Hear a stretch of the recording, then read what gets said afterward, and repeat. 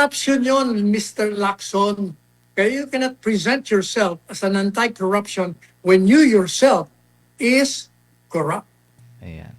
Ayan, maraming salamat po, Attorney Sal. Samantala, sa iba pang issue, naghahanda na ang Senado para sa impeachment trial ni VP Sara Duterte matapos kumpirmahin ng liderato na malaki yung posibilidad, attorney, na maisumitid na yung articles of impeachment mula sa House of Representatives. Ayon kay Senate President Pro Tempore Panfilo Lacson, pinag-aaralan na ng Senado ang schedule ng paglilitis upang hindi maantala ang regular na legislative at committee work ng chamber. Iminungkahi rin yung hybrid schedule kung saan isasagawa yung impeachment trial tuwing either Lunes, Miyerkules or Biyernes ng hapon habang mananatili ang regular na sesyon sa ibang araw. Tinalakay na din nila ang posibleng mga legal na hamon mula sa mga kaalyado ng Vice Presidente. Ngunit iginit ng Senado na obligasyon nilang ituloy ang proseso bilang mandato ng konstitusyon. Sa ayon naman kay Bicol Saro Representative Terry Ridon, hiwalay daw na uusad yung impeachment case mula sa iba pang kaso laban kay VP Sara, kabilang ang mga reklamo sa Ombudsman at Commission on Audit kaugnay ng 73 million pesos confidential funds. Giit niya, magkakaiba daw yung magiging parusa sa bawat proseso mula sa civil at criminal liability hanggang sa posibleng pagpapatalsik sa pwesto. Ano pong reaksyon nyo dito, Attorney Sal? At naghahanda talaga yung Senado na mapupunta sa kanila yung articles of impeachment. Sino nagsabi doon? Wala ka kanina. Sino nagsabi doon? Si Senate President Pro Tempore Panfilo Lacson. Sino si Lacson na nagsabi doon? Alam mo, Carlo, inaantay ko kayo na gawin yung news item, nagtitrending. Yes, Attorney Sal, yung patutsada niya sa inyo, may nagtatanong. Yung galit niya sa akin, galit na galit sa akin eh. Ano ba, kwento natin. Ano ba ang naging dahilan kung bakit nanggagalaiti si Lacson at nagagalit po sa akin at ako'y halos minumura niya na. Nai-compare pa nga kayo kay Attorney Paulo, Attorney Sal. Ito kaya nakakatawa. Madalit sabi, saan pa nag-umpisa ito? Alam nyo, kung nakikinig kayo sa programa ko, ilang beses ko na siyang napulaan. Kasi number one, pinapamalas niya ako sa atin na siya ay laban sa korupsyon. Pero ang sabi ko, balat kayo ka naman eh. Malaban ka sa korupsyon. Pero yung ginawa mo na paghain ng panukalang batas at naging batas, na lumili ka ng isang Senate building na nagsimula sa 18 billion pesos hanggang lumobo ng 32 billion pesos, para lang pakinabangan mo at ng mga kasama mo magkaroon ka ng marangyang opisina. Biro nyo, 32 billion pesos hanggang hindi pa natatapos. Ano ang tawag ko doon? That is corruption. Kasi ginagamit mo ang pera ng taong bayan hindi para sa kanilang interes, kundi para sa iyong interes at interes ng mga senador na gagamit noon. Hindi nyo kailangan yun. Meron na kayong mga opisina. Dapat yung 32 billion na yan na mga gastos, ginugol nyo sa pagpapaaral ng libre sa mga Pilipino, pagpapagawa ng mga eskwelahan, pagpapagawa ng mga ospital, pagbibigay ng mga gamot ng libre, pagpapagawa ng mga kalsada, ng mga tulay, at ng kung ano-ano pa. Kaya sabi ko, corruption yon, Mr. Lacson. Kaya you cannot present yourself as an anti-corruption when you yourself is corrupt. Because of that law you pass. Number two, pinupulaan ko siya every time na ina-absuelto niya si Martin Romualdez, sino po ba? Ang dami siyang pinulaan. Ay inabsuelto si Marcos Jr. Kaugnay dito sa flood control project. Kasi hindi pa nga nag-iimbestigasyon. At katunayan, meron na nga nagtuturo, ina-absuelto niya pa rin. Anong ibig sabihin? Pinagtatakpan niya. Madaling sabi, halos araw-araw na napupulaan natin siya rito. Ito na. And then, ilang beses ko na rin yung sinabi sa programa natin na yung impeachment, kung makakapasa sa Committee on Justice, pasado sa plenaryo, tapos sa Senado, may problema sila. Kasi most likely, sabi ko, opinion ko, 4 yan, sigurado. Kasi mga pusakal na anti-Marcos yung mga yan. Kaya sigurado, conviction. Pero 4 lang sila eh. May 2 pang magkapatid, hindi ka pa nakakasiguro doon. 16 mong boto ang kailangan nila. So, halos araw-araw yan ang sinasabi ko sa programa natin. Yes. Now, noong linggo ba yun? Noong linggo yata, Nakaraang linggo. ako ay in-interview ng isang studio, 3 silang babae. Inulit ko yung sinabi ko ngayon. Apparently, si Ping, naririnig niya na yung mga komentaryo ko sa kanya. Alam mo, kaibigan ko yan ng matagal. Matagal na magkaibigan kami niyan. Kasi nga, siya yung koronel dyan sa Krami na nagbabantay kay Kalawan Mayor Sanchez. Ay ako, abogado ni Mayor Sanchez, 3 taon yata nakulong doon. Araw-araw ko binibisita, di araw-araw kami nagkikita ni Ping Lacson. At tinangaan ko yan kasi nagkikwento siya sa buhay niya sa akin. At ako naman humanga kasi sabi niya, alam mo Sal, ako pulis. Alam ko, grabe ang corruption sa pulis. Para hindi ako maging corrupt, nagbibenta ako. Nagbabayan sila ko, nilalagay ko sa karag-karag kong kotse sa likod ng truck. Kaya ako nagbibenta. Kaya hindi ako naging tiwali. Sabi ko, okay to Kaya every opportunity I have, siya po ay pinupuri ko sa programa ko, kung saan man, publiko. Nung namatay nga yung kanyang, hindi tayo nagkamali, yung nanay niya. Di ba, Cavite, Imos. Gabing-gabi, pinuntang ko. Ako'y kaibigan ko siya At hanga nga ako sa kanya.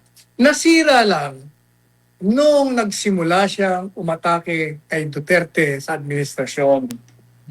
Sinasagot ko siya, syempre, upang pasinungalingan mga sinasabi niya. And then, siguro nayayamot siya sa akin dahil sa halip na pinupuri ko siya, iba na ang linya. Ako naman kahit kaibigan kita, kaya na nga sinabi ko sa inyo. Mali ka. Ngayon, natatanda mo yung kay Kalawan Mayor Sanchez? Yung pong pamilya niya lumapit sa akin. Humihingi yun ng tulong, paparol na daw. Tagal na raw nakakulong yung kanyang ama. Kanilang Adriti pamilya. So, ako naman bilang Chief Presidential Legal Counsel sa spokesperson, ang ginawa ko, ini-repair ko. O sabi ko, hindi sa akin yan, doon kayo sa Bureau of Prisons, Bureau of Pardon, yung parol. So, ini-repair ko, sinulatan ko, ayan, bahala na kayo dyan. Galit na galit sa akin, bakit ko daw ako nakialam, bakit daw, ay suswat. Hindi ka ako nakialam Hindi nga ako nakialam, unang-una, hindi yun ang trabaho ko. Pangalawa, dati nga akong abogado. Baka mapulaan pa ako pag ako tumulong. Kaya ang ginawa ko na lang, yung ordinaryo kong ginagawa na lahat ng tulong, nire-refer ko sa lahat ng ahensya ng gobyerno. Katunayan, si Presidente Duterte, nag-react sa kanya Nang hindi ko nalalaman, tumawag siya ng press conference si Presidente Duterte, hindi nga ako pinasama Yung pala, ayaw niyang marinig na pinagtatanggol ko siya. Tumawag siya ng press conference sa Malacanang to defend me from the accusation that mali ang ginawa ko sa pag-repair ko sa Bureau of Pardons and Parole tungkol kay Lacson. Alright. So yan ang background. Ngayon, yung interview sa akin, inulit ko na most likely, dahil mga pusakal na anti-Duterte ito, 4 na yan, conviction. Unang-una, ano bang ibig sabihin ng pusakal? Ibig sabihin, died in duel. Ibig sabihin, talaga sagad kang sagad kang kontra dun sa tao. Kaya nga pusakal Kaya pag sinabing pusakal na magnanakaw, talaga magnanakaw yan, magaling yan sa pagnanakaw. So, yun ang nireact niya. Kaya nung in-interview siya the following day, binanata niya ako. sabi niya, alam niya, napanood ko, napakinggan ko. Tawa ako ng tawa. Sabi ko, grabe. Ano ba ginawa ko? Minura ko ba ito? Parang wala ko natawa. Sinabi ko lang na sa tingin ko, bubuti sila ng conviction. So pinakinggan siya. Sabi niya, bakit? Bakit ba mas marunong pa siya sa amin? marunong pa siya sa akin. Mas marunong pa siya kay ganito, ganyan, ganyan. Sabi niya, di ba sabi ko, yung kung ano, ebidensya, doon ako pupunta. Mm. Paano sasabihin niya, pusakal? Kung sabihin ko, siya ang pusakal. Ungas, ungas. Sus Maria Jose. Di tawa ko ng tawa. Tapos, hindi pa siya sabi niya, alam niyo, ang saving grace niya. Yung anak niya, bilib ako sa anak niya, pero siya wala. Hindi ko nga malaman paano, bakit daw yung prutas. Mm. Bakit daw yung, di ba, kasi ang kasabihan, kung ano ang bunga ng isang puno, Mm. ganun din. Walang ibang bungang lalabas. Pag ibang lumabas yan, ibig sabihin, kakaiba. Mm. So dapat, kung binabanatan niya ako, at hanga siya sa anak ko, at magaling ang anak ko, ang dapat na sinabi niya ganito. Ang punong kahoy, nagbunga, ang binunga si Panelo. Mm. Dapat, ang analogy mo, bakit yung ibang bunga naman na dumating? Hindi yata Panelo yung dumating, iba. Mas magaling sa anak. Pero sinabi niya, yung bunga daw ay malayo sa puno. O bunga pa rin, di pareho pa rin bunga.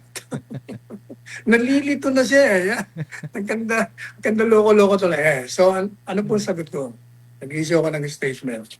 Sinagot ko po siya at nag-trending. Sabi ko po sa kanya, number 1, sabi ko, mukhang nasaktan yung mama sa katotohanan. Mm. Siguro ako, nung minumura niya ako, tinatawag niya ako ungas. Siguro nakakita siya sa sarili niya, sa salamin. Siguro nagsasalamin siya. Kaya nung pinahayag niya yun, ang karap niya yung mukha niya. Kaya tinutukoy niya sarili niya.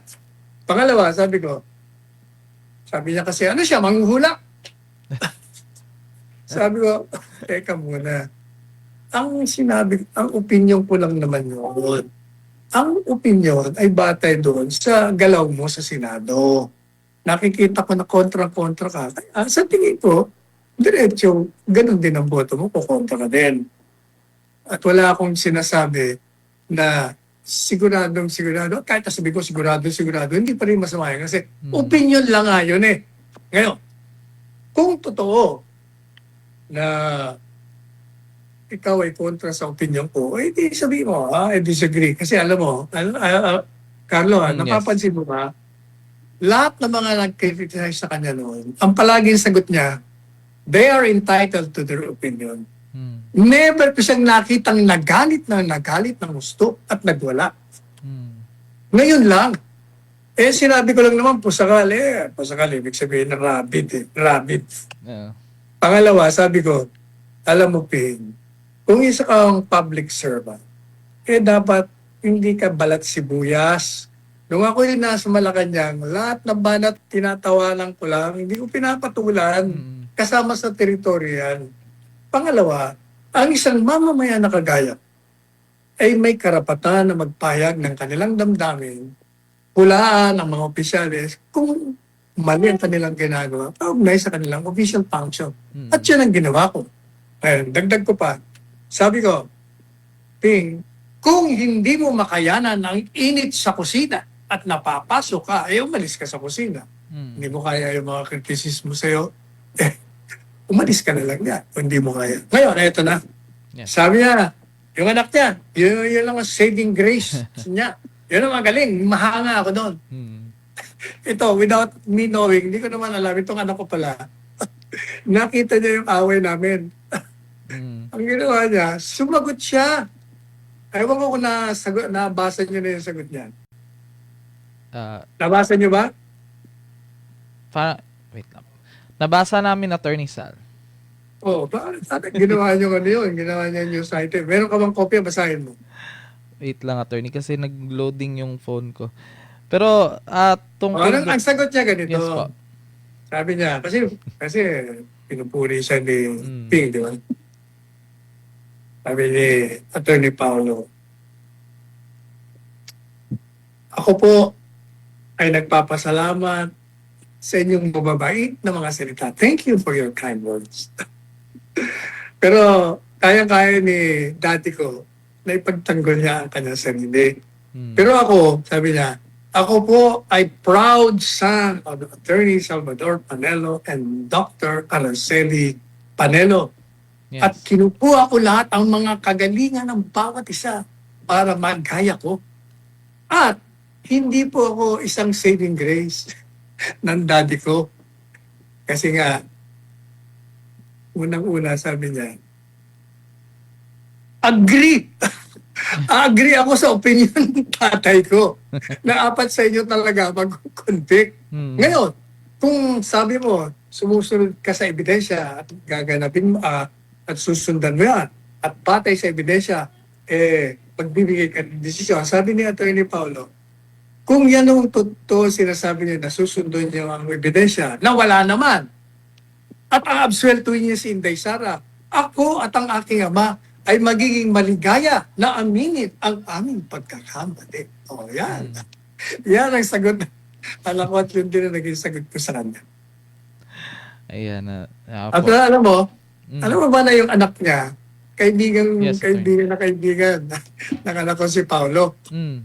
Kaya, nung nag-aaway, dahil hindi niya raw alam na nag-aaway, hindi mo ko niya yung pag-aaway, na nagkakaroon kami ng prakaso. Tumawag daw si Attorney Jack, anak, abogado na rin yun. Pao! My dad and your dad are at it again. Sabi naman daw ni Paolo, never mind them, let them be. Basta tayo, we will be the better versions of our fathers. Ah.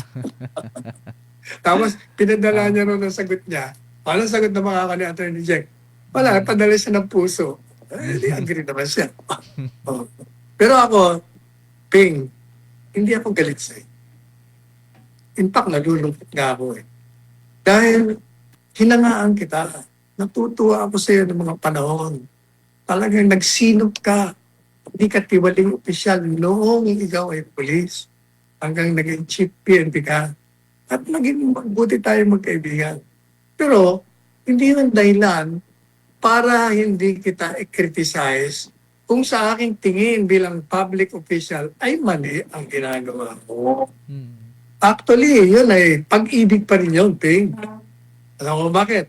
Because love includes the correction of the wrong. Mm. Ang tunay na pag-ibig ay ang pagtutuwid ng pagkakamali ng isang kaibigan para hindi ka mapariwala.